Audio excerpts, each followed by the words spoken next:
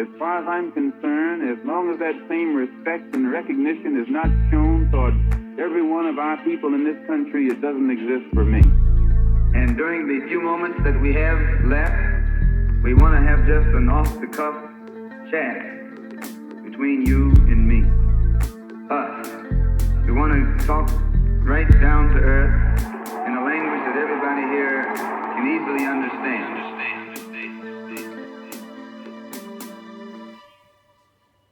Welcome back to another episode of The Malcolm Effect, and joining me today is a guest I consider a friend and comrade, Iker Suarez, who is a PhD researcher and a bona fide organizer whose work centers on migration to the global north from the perspectives that we appreciate, which is a world systems Marxist perspective.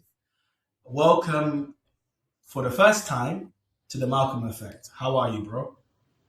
Thank you, Mamadou. Thank you. I'm very well, and it's a pleasure to be here.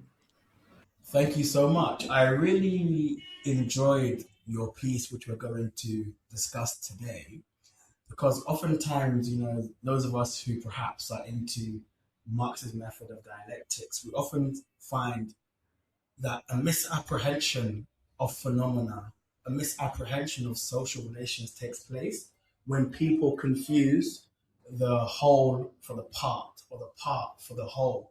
So we've seen people talk a lot about ICE and, react to ICE, right? But we want to situate this within a structure, within a whole, which is going to be capitalist imperialism. So my first question for you is always like to kind of just get into why people write things. So why did you write this piece? Sure. So funnily enough, you inspired this piece, man. You wrote a tweet back when the anti-ICE protests were at their highest point in Minneapolis in the US. And your tweet was basically connect the anti-ICE protest with anti-imperialism, right? And I thought that was a good call for us to clarify the analysis and to avoid, I think one of the main problems, as you were saying in your introduction, of protests and movements in the global north, which is that they remain mired in their own provincialism, right? They do not understand the insertion of their particular conditions within a world system, right? And within a system that is global and that cannot be reduced to a national unit. So ultimately it was about trying to develop that analysis and not to make, a moral critique of these like limitations of global north movements, but rather as someone who participates in them, trying to overcome the limitations that these analytical shortcomings bring upon the movement as such, right? Because ultimately what these limitations bring is a lack of vision and actually a lack of understanding on what are our enemies and who are our friends, right? And what type of things contribute to the things that we are demanding and the liberatory horizons that we ultimately share. So, yeah. Thank you so much. And we're going to go into a bit more of the detail. Okay, I think even though it's a short piece, I have to say it's a very rich piece, actually. And it's a very necessary piece. And I like the way it's written in an accessible way, so people can just read it a couple of times and get the kind of main thrust of the arguments. So moving from ICE to imperialism. Many people see ICE as just a domestic immigration policy. Why do you say that's too narrow? Right. Well, yeah, because ultimately we have to understand when we look at a social system, right, we have to understand its material basis, right? If we're materialist, we have to understand its material basis. And so the material basis of, say, a formation like the United States, right, is chain or a cycle of accumulation that cannot be reduced to, in this case, the political economy of the United States, right? And we can think of on very simple terms, right, of, factories in Mexico or factories in China, which ultimately go to the US consumer market and that are controlled by, for the most part, US-based firms and oligopolies, right? Companies, big corporations. And so when we understand that, how the system works in the United States or in the global north, or for that matter, anywhere in the world, is a part of a whole that cannot be understood without reference to that whole, then we understand that any institution such as ICE cannot be reduced to a domestic sort of expression, right? And ultimately, what we have to think here, I think, is what is the role, once we have understood this like basic analytical point, right, is we have to think what is the role of ICE within US-led imperialism, right? And what exactly is, within this global system, how does an institution of immigration enforcement in the global north, such as ICE, really contribute, right? And so I think here we have to kind of think of, what we think imperialism is. And essentially, I think we can differentiate between three main sort of trends in discussion about these types of things, right? I think generally we agree, when we talk about imperialism, that is a structure which maintains the dominant position of the West over the global majority, right? But when you get into the details, you find several accounts. You find first a very superficial account, which is essentially saying, and I think this is a liberal or social democratic account, which is imperialism is essentially something of the past that only surfaces with, military intervention, occupation, and maybe, if you're generous, with targeted assassinations and kidnappings, right? But if none of this was there would be no imperialism, right? So it's a notion of imperialism, this first one, which is basically based on the spectacle of empire, right? On kinetic wars, on kinetic aggressions, not the other forms of hybrid warfare, et cetera, right? It's very legible, it's easy to access. Then there's a second account of imperialism, which is, more rigorous, which goes back to what I was saying at the beginning, which understands the political economy of the system, right? The global sourcing of values, global commodity and supply chains, and ultimately how all of this is a system of accumulation. But even in this second one, what we find is that there's a crucial omission in this second account, which is how such global political economy affects the popular classes in the West, right? So it can tell us how a certain imperial mechanism, say, for example, the petrodollar, right, benefits Western capital, but it often won't talk or won't emphasize how this affects Western majorities, right? And sometimes this is a matter of like difference of emphasis, right? But it's crucial because it obfuscates a crucial need of imperialism, which I'll get into in a minute, but which is the stratification of global working classes, right? And so in obfuscating this, it obfuscates the role of ICE within the world system. So ultimately, beyond these two main accounts, we have, if you will, a third one, which is the one that is like properly, if you will, complete, right? Which is that imperialism attempts to ensure this dominance of the West, not only by ensuring the best conditions for accumulation for its elites and its corporations, right? But also by trying to ensure that its populations enjoy privileged living standards relative to the rest of the world. And this is absolutely central for any understanding of imperialism, and particularly for any understanding of immigration enforcement, and ICE, right? And so you can ask, okay, why? Why does imperialism or capital need to ensure privileged living standards in the West if really what it wants to do is exploit and extract the utmost value, right? Well, the answer to this is historical, right? And I think here, we have to ground ourselves a little bit in the logistics of how power works, like very, territory territory based, which ultimately is about how capital needs political power to rule, right? It needs to keep its hold on political power, because without political power, it cannot set the conditions on which it can accumulate, right? And if it loses political power, if it doesn't keep this hold on power, it will lose the ability to accumulate, right? So the holding power is a priority. The thing is, historically, the heartland of political power has been concentrated around northern nation states, right? The basis of this real coercive power is in the metropole and its political military structures. And so if you lose power in the metropole, you lose power, period, right? So this is a fundamental red line for imperialism. Unfortunately, you can lose power in a peripheral region and continue operating, even though it will 100%, as we know, fight any type of counter or anti-systemic project to the death in the peripheries. But it can actually not at all continue operating if its heart is attacked, right? So this is the logistical basis on which everything else flows. And so if you need to maintain this grip on power in the metropole, in the heartland, it is a priority for you to maintain social peace there, right? So this is why imperialism attempts to ensure this privileged living standards for its population relative to the rest of the world. You cannot rule if your population is up in arms, and you cannot rule if people just a few blocks away have the capacity to take your power. And so we arrive here to a third, if you will, conception of imperialism, which is that it's not just aggression, it is not just profit rates, but it's also the enormous differences in real wages and life chances among the global working class, right? And so here we come to the concept of the liberal aristocracy, which I'm sure your listeners are familiar with, but which is But central even to if they're understand. not, we can talk about that though, because I think you make the Mhm. point that people in the global north benefit materially. So maybe we can go into a bit more without it sounding abstract, for example. We can go more into what, sorry? More into how the structures of imperialism necessitate or require that the global north working classes enjoy somewhat of a privilege in material conditions. Exactly. Yes. So actually, I think for me, the best answer to this is Kwame Nkrumah's analysis of it, right? Which he says it in several different works, but I think a good quote that kind of summarizes this is world capitalism has postponed its crisis. So the crisis at home between the haves and the have-nots, a crisis that was escalating during 1920s and 1930s. And he says, but only at the cost of transforming it into an international crisis, right? Which is what we face nowadays, right? And which is also what migration expresses, right? And so the key thing about, creating this labor aristocracy, creating this sort of privileged sector within the global population is that it has also to be reserved to this sector. You cannot expand it indefinitely. You have to, at some point, make a cutoff where, the rest of the population in the world cannot enjoy these concessions. Why? Because otherwise, global profit margins, global value extraction and appropriation by capital would tank. It would simply go down, right? So essentially, you can allow a degree of comfort to your own masses, but this forces you to rely ever more. And again, this is Nkrumah speaking, forces you to rely ever more on global value extraction.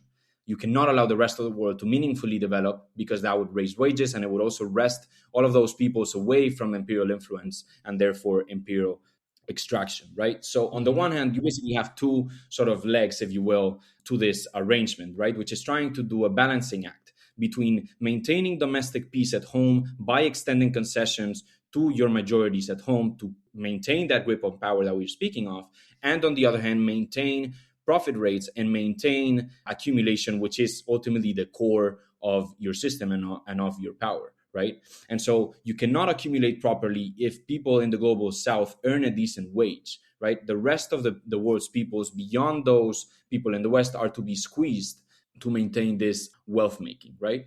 And so if you have to keep these conditions from the rest of the world, how do you do it? Well, you find that during colonialism, the way was pretty straightforward. It was through explicit racial hierarchy that enabled the common sense of imperial rule to just stratify population based on, the concepts of racial supremacism, racial superiority, etc., etc. Now, when you don't have this mechanism after decolonization, because the struggles of the global south and during World War II against fascism delegitimize the global color line as a form of organizing the world and labor power on a world scale, then capital finds a problem, which is how do I reproduce this stratification on a world scale without the global color line that was before legitimate? And here is really where borders come in, right? They are mechanisms that keep the privileged position of Western masses from the rest of the world.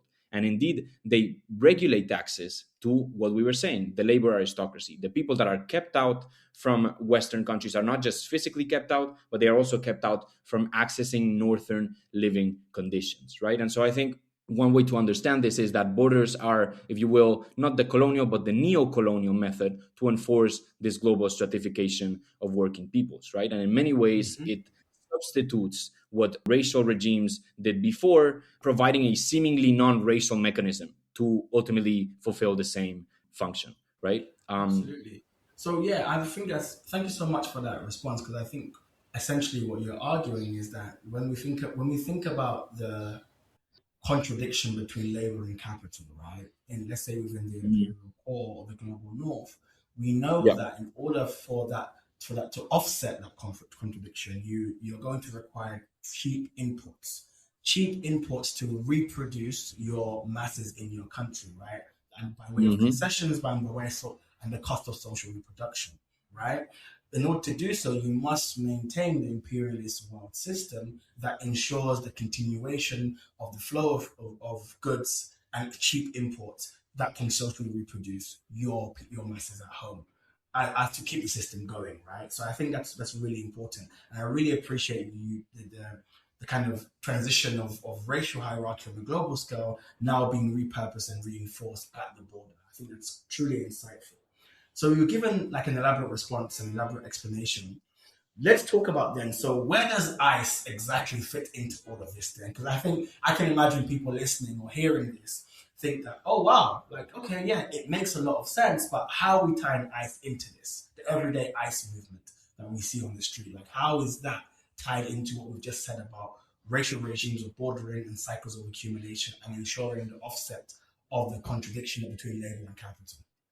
Yes, that's a great question. So, what ICE does ultimately is not only not let people in at the border, as I said, but also once people are in, ensure that those people do not access, as you said, the cheapened social reproduction of citizens in the global north, right? And so, by not enabling the equal treatment of those people, this is enforced in many ways, right? So, for example, we can think of deportation, mass deportation, which is now very visible under Trump, even though Obama and Biden deported virtually as many people or more.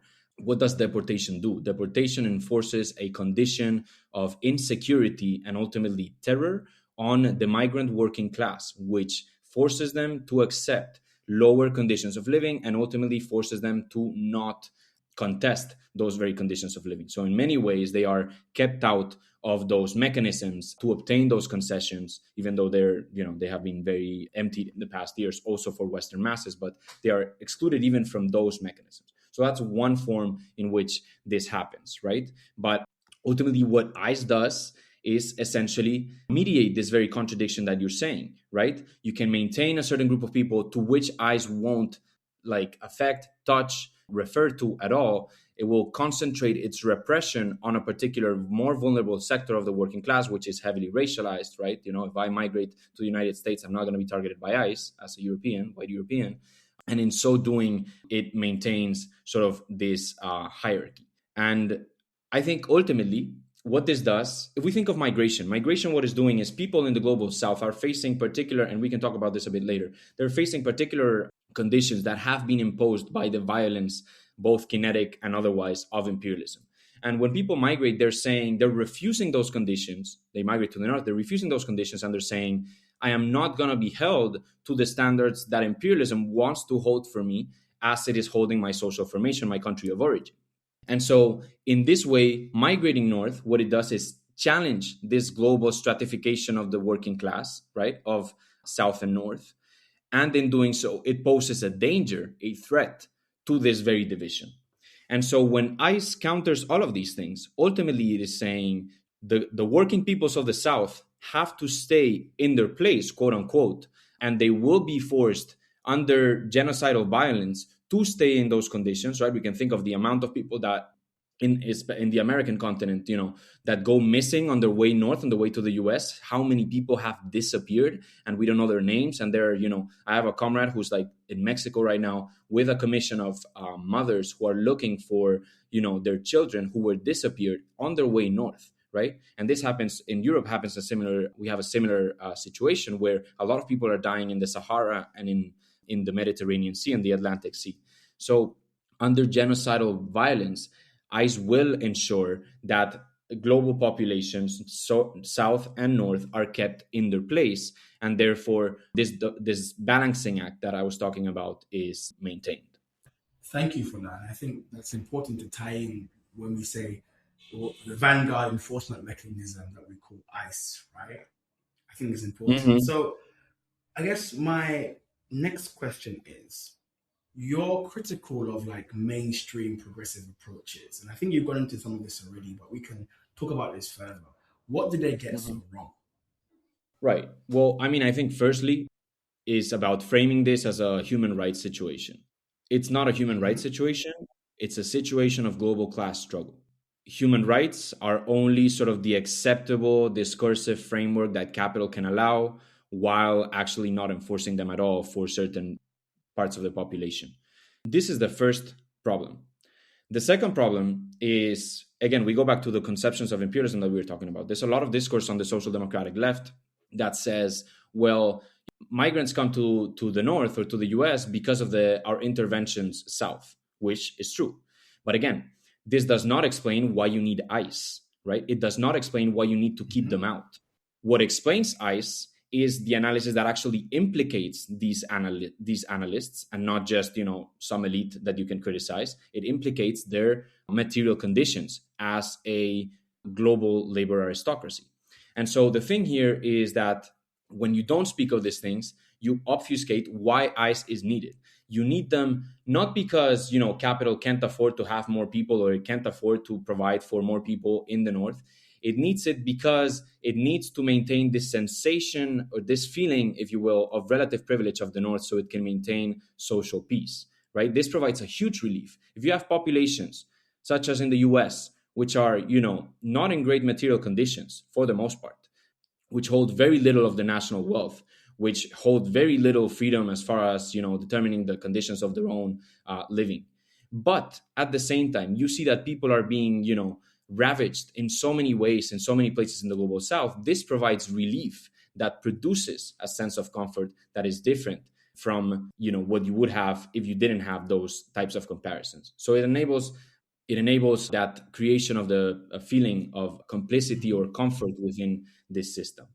And when you talk about ICE being the vanguard mechanism, right? I think here I was saying immigration in a way has this anti-systemic component insofar as it counters this division of the global working class, right? ICE in many ways is this last resort enforcer of that, right? It's like when people, after all of the violence that you impose on the global south, decide to refuse that and say, well, I'm going to go to the global north and try to have a dignified life. It is the last enforcers of that insofar as it counters that refusal. And insofar as it does so, it is also in the vanguard of maintaining that sort of balancing act that I was referencing. Thank you so much. I think oftentimes when people do not take a structural materialist analysis, we can often exceptionalize, sensationalize the phenomenon that is ICE. So my question now is ICE unique or representative of a wider global pattern? ICE is absolutely not unique. ICE under Trump is not uniquely brutal. ICE is only more visible and ultimately more covered by liberal media because it interests them to criticize Trump. And we have a similar phenomenon in Europe where social democratic parties, even so-called radical social democrats, criticize Trump as saying, well, we don't have this in Europe. This is a structural function that happens to any global north formation, and that is needed to maintain the very conditions that I was talking about. ICE is not at all a unique formation. In fact, it's an exemplary formation of the types of action that such an institution might have to take in a context of increased or sharpened contradictions, right? If we think of ultimately, the problem is that populations in the global north and elites in the global north do not want to let in people from the global south to share into their living conditions. Nowadays, we're in a condition where, you have influxes from the south, but they're actually relatively, low compared to influxes within south-south sort of movements. Now, in a moment where, for example, something like the ecological crisis deepens, or in a moment where imperialist war intensifies, as it is happening right now, we're living under a context of intensification of imperial aggression because of its own crisis. In those contexts, the tendency is that the conditions in the global south will get worse and worse, and so the pressure to come north will only increase. And so what ICE is doing right now is only a window into how the role of these future institutions might actually evolve into ever more brutal, ever more visible, ever less liberal modes of enforcement. And the thing here, which I think is important to think about, is that ultimately a contradiction that the North faces is that if it really wants to save, the liberal facade of it being committed to human rights and whatnot, it will not be able to do so with the migration pressures that will come from its own imperial ravages across the world. Right. And so this is a true contradiction. And this is why, people talk about polarization, right? People talk about polarization because Trump ultimately, but also, again, Obama before him, is intensifying modes of enforcement which are less and less liberal, less and less acceptable within this post-racial, quote unquote, liberalism. And so this throws into question the very legitimacy of northern states. And this is why this is very problematic for the North, because eventually, and this is what we started to see in Minneapolis, and we might continue to see depending on many things, but it's ultimately when people start to really question the very need for the existence of these mechanisms, right? And so not only as something that is, kind of subtle and like not very covered in the media as it was under Obama, nobody really cared about it too much. They only cried about kids in cages when, Trump was in his first term and so on and so forth. But when this becomes more and more when it becomes more and more a central component of global North policy, it will become more and more difficult for populations to ignore it, more and more difficult to understand, sort of to square this supposed liberal legitimacy of their states. And this opens the way, I think, for a sharpening of contradictions within the global North that is, to say the least, interesting. And potentially, depending on how, populations are organized, ultimately, potentially a window of opportunity for positive things. I want to go into more about, we will have a section on strategy based on your analysis, but before we get there, oftentimes in liberal media, right, or even a social democrat, which again, oftentimes there's not a particular variation between the two that differentiates them too much. But if you just stop bombing these countries, people will stop coming, etc., etc. That's like a throwaway line people say. In your analysis, what are the main drivers of migration to the global North? I think let's unpack that a little bit. Yes. Okay. So this is a great question. I think ultimately we can go back to Samir Amin and just think about how imperialism imposes unequal development. Unequal development is composed of, obviously there's semi-peripheral formations, but mostly of two paths of social organization within core and peripheries. What you see in the core, Samir Amin tells us, is autocentric formations. Autocentric formations mean formations that depend, one, on domestic demand, but two, whose economic rationality is self-centered. In other words, it works for itself. This is also a reason for which, for example, in the post-war arrangement and throughout, even though, again, it's decreasing in the North, you have conditions of relative full employment, right? Because it is self-centered, the economy is self-centered, you can create an economy that employs the majority of its people. What you have in the South, on the contrary, in peripheral formations, is disarticulated social formations. What does this mean? This means that accumulation is articulated with Northern needs instead of articulated with its own needs. And I think the chief development that we have seen, especially under neoliberalism, especially after the demise of, the many sovereign development projects in the immediate post-independence period, which, enforced measures that enabled some form of recirculation of value within the Southern social formation, and therefore some degree of redistribution. We saw this across the South. What we see is that this disarticulation, what it creates, the chief development during neoliberalism, is the increasing growth of population that is not reabsorbed into the workforce. Why do I say reabsorbed? Because a lot of this population, with the penetration of capital, of Western corporations, et cetera, are driven off their previous modes of living, of subsistence, of social reproduction, and now have to find a different way to survive, right? And so because these people capital does not provide for these people an alternative means of organizing their lives and their subsistence, these people are thrown outside the workforce, and these people have those pressures to ultimately seek better lives elsewhere. And this is not to reduce, migrant populations only to people that, maybe can't access jobs or proper jobs in the South. There's many types of sectors within Southern countries that migrate north, but it is to say that within a Southern social formation, there's this structural pressure from below that ultimately leads broad swathes of the working class there to consider migrating, right? I saw this statistic recently which said that I think it was 53% or 51% of people in sub-Saharan Africa would consider migrating. So half of the population is considering it, right?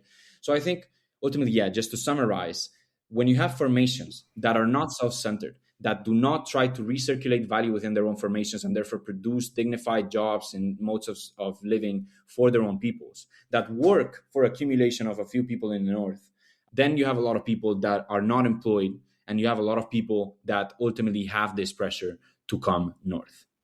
Thank you so much. And I think when we understand how ICE particularly fits and reinforces imperialism actually on a world scale, when we hear the call for abolish ICE, right? Or even Mhm. people say things like, abolish ICE and police, etc. Well, fundamentally, this has always been perhaps, I don't know if you share this critique, but my critique of abolition, in the sense that we have those understandings of abolition that talk about the particular formation, but perhaps don't get to the conditions that make those formations necessary in the first place.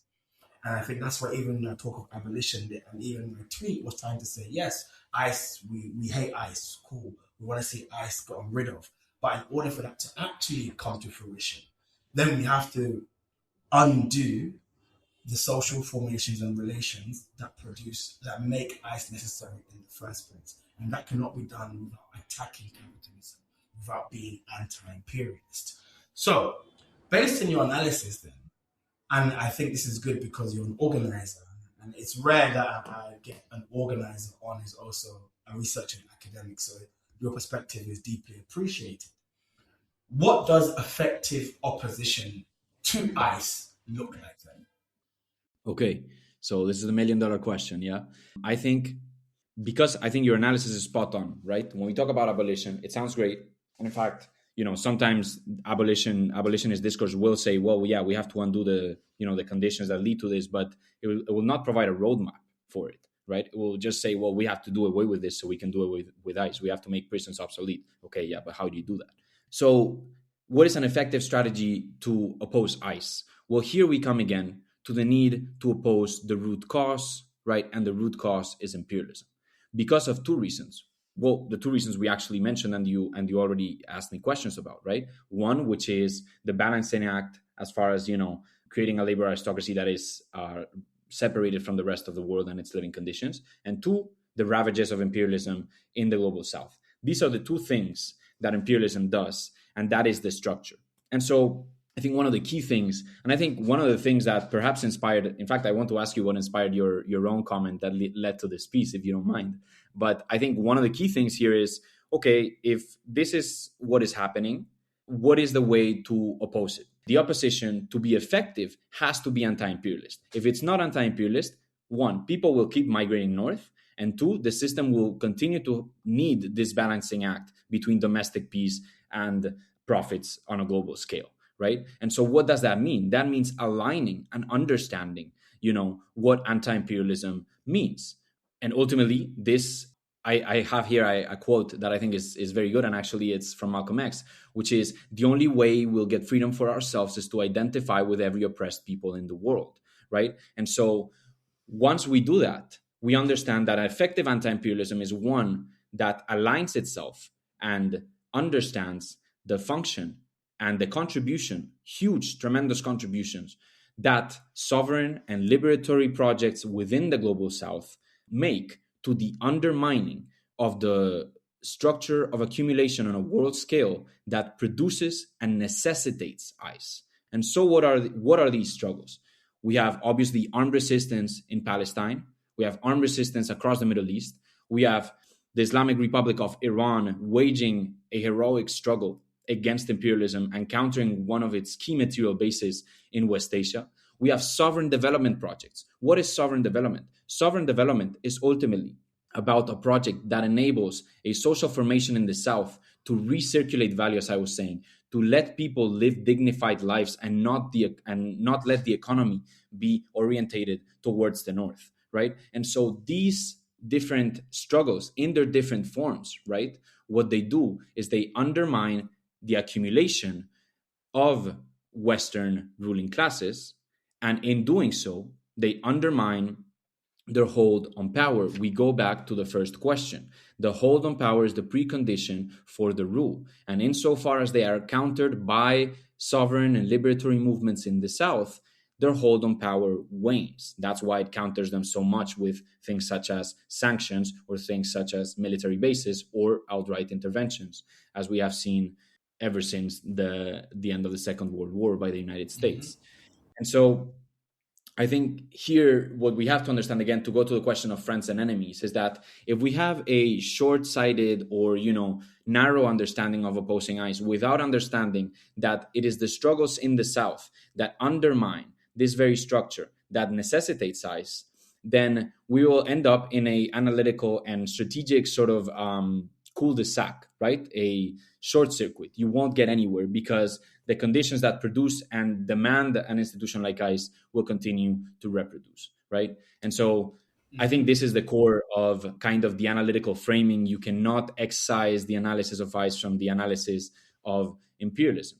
Now, strategically, right, as far as how you organize on the ground, well, this is a practical question, right? And I think this is something that we cannot really solve theoretically. I often say that this has to be determined by actual practice, right? And a few sort of pointers in that direction. I think we have to emphasize the historical tendency of the arrangement that has co-opted or bribed, or however you want to call it, northern populations, the historical tendency for the decline of that very arrangement, and ultimately the recognition that it was a historical blip and, in a way, a mirage that lasted for a good amount of decades, but ultimately is on its way out. And this, I'm not saying, I don't want to emphasize this decline, overemphasize this decline. I don't want to, say that everything is going to be horrible within 1 or 2 years. I think we have to understand, the real solidity of Northern elites'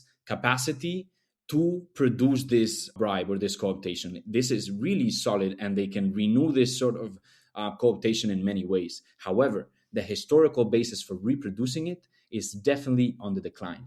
And this is led by, as I was saying, the sovereign sort of projects that are countering the West's monopoly on, accumulation on a world scale.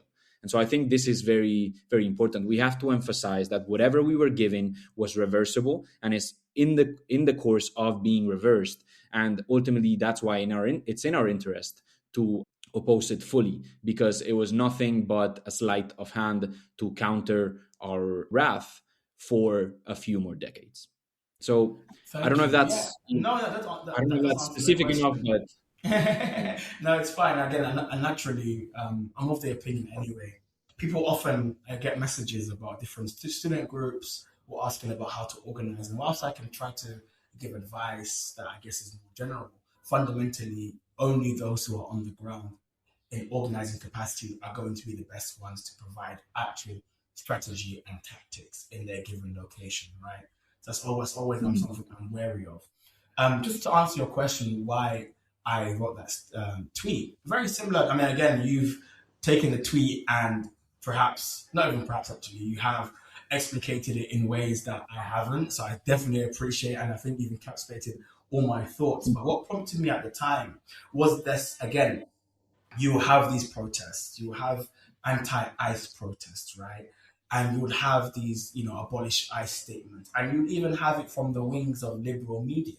And once again, I'm frustrated with those people who simultaneously will, again, condemn ICE but support the US aggression, for example, in West Asia against Iran, or will not be Mhm. pro-Palestine, or will support, or will be against what's happening in the Sahel by the way of the alliance of the Sahelian states, right? Or will be anti-China, all these, and etc. etc.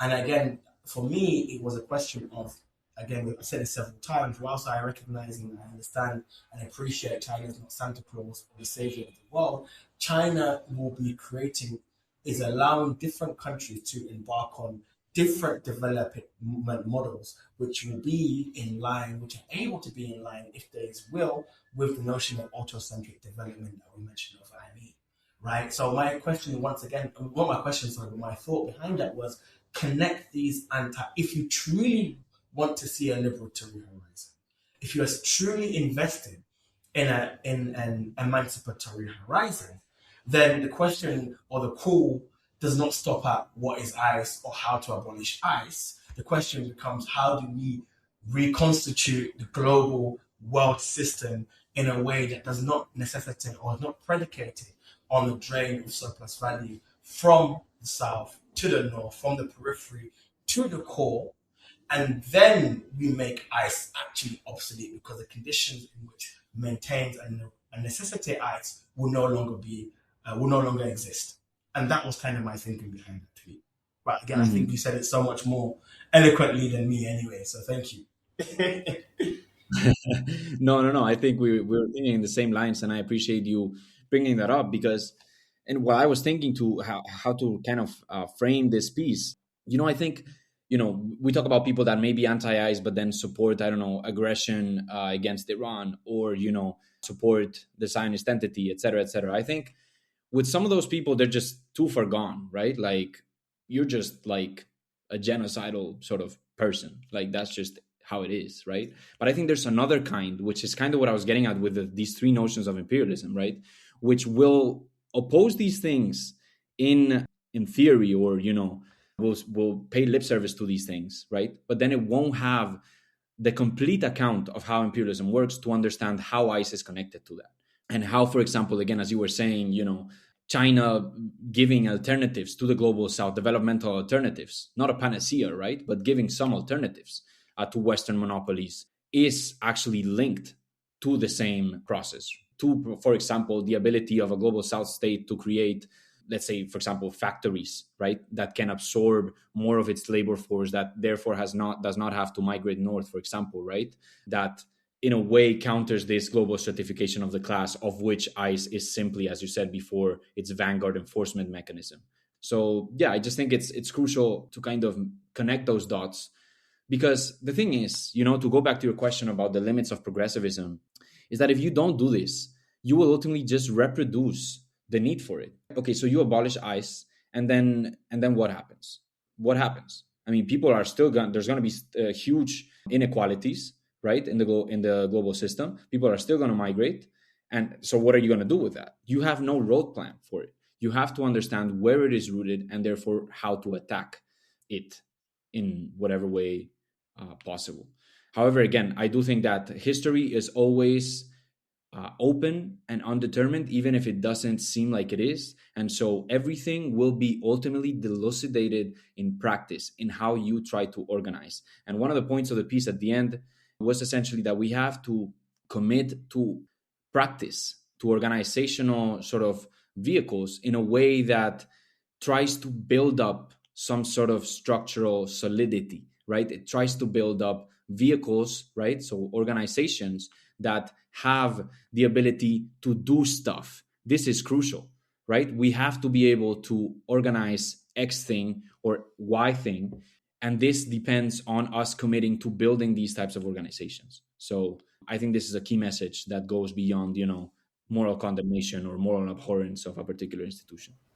Absolutely. And as I'm hearing the kind of deployment of Marx's method, or reading, as I noticed, this kind of Marxian dialectical treatment in which you offer, this is the distinction between science and ideology, right? Whereas ideology seeks to make the unfamiliar familiar, whereas science is making the familiar unfamiliar. So when we say, okay, yes, we see ICE, a kind of ostensibly we see the violence and what's taking place, but we have to, make that a bit more unfamiliar to people, in the sense that tying it to wider networks, tying it to wider structures as well. So in my final closing thing, I want to give the floor to you. Is there anything else you'd like to cover that you think we didn't cover in closing off?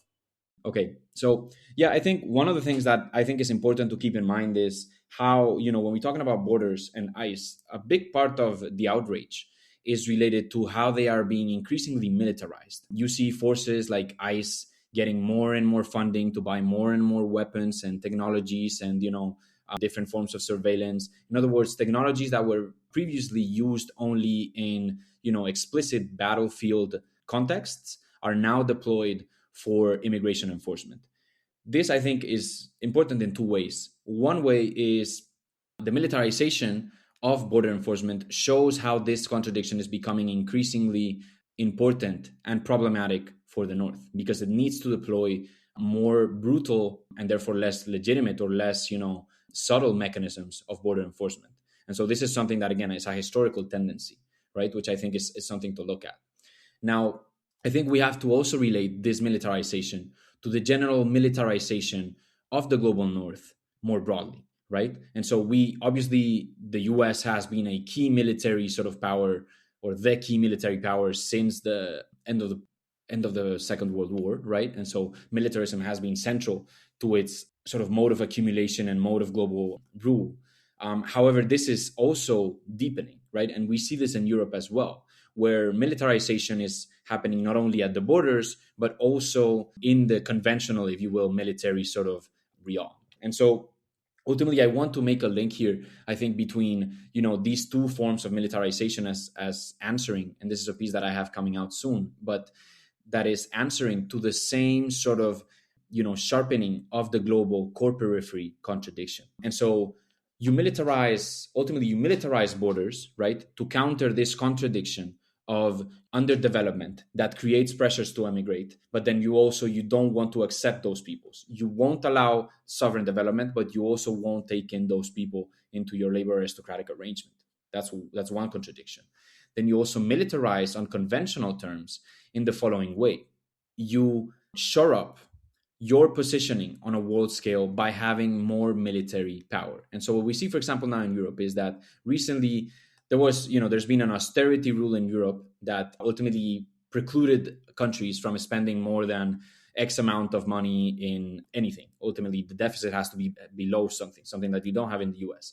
This has now been broken as of 2025, and governments are spending like crazy on militarization, on armies, right? And even, for example, in Germany, around a month ago, there was a rule that obliged any young male citizen of Germany to give notice to the authorities of if they intend to leave the country for more than 1 year, because they might be required for military service. So, things are intensifying in that way.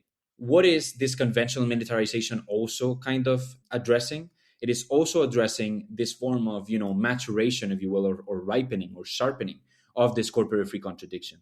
Because as, again, China and other global South sort of nations enable the development of different alternatives as far as, how you organize your own social formation. The monopoly on, trade routes, we're seeing this with Iran, for example, the monopoly on production and supply chains, the monopoly on technological invention, the monopoly on so many things that the West used to have is being very much challenged. And so to maintain the political economy that enables you, as you were saying before, Mamadou, to cheapen the social reproduction of your own masses and therefore to pacify them is in question, right? And so militarization not only responds to this pressure of people that need to migrate out of the South, it's also responding to this pressure to the way in which the provisioning of Western masses was undertaken and has been undertaken since at least the Second World War, and particularly after neoliberalism.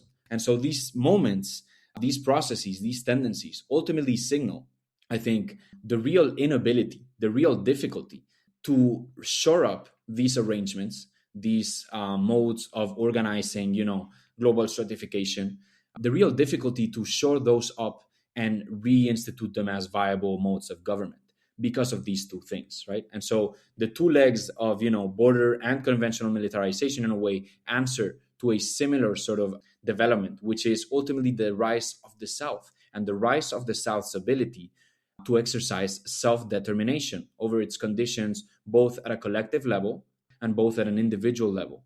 And so this is absolutely crucial. And it's something that if both the North and its left does not come to terms with it, if it does not come to terms with it, it will ultimately face a lack of clarity as far as the analysis, and a lack, therefore, of organizational capacity to face what is coming. So anyway, I just thought... Thank you. No, that was great. Thank you so much. And I hope, and I know actually, many people will find this fascinating, and I think it's a necessary intervention.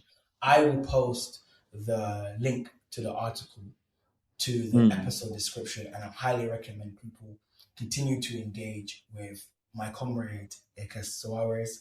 And until next time, I know this won't be the first conversation or the last conversation. It's the first, but definitely not the last conversation we have on this podcast, because it has been actually some learning for me as well. So I really appreciate this conversation. Until next time, please like, comment, share, subscribe, etc. wherever you're listening to this podcast. Until next time, peace out.